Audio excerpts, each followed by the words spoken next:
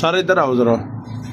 है देखो ए खड्डे च लग के मुक्की फट गई ਇਹਦੀ ਵੇਖਦੇ ਵੇ सारी मुक्की फट गई आ इधरों बच गई आ इधरली मुक्की फट गई आ हुण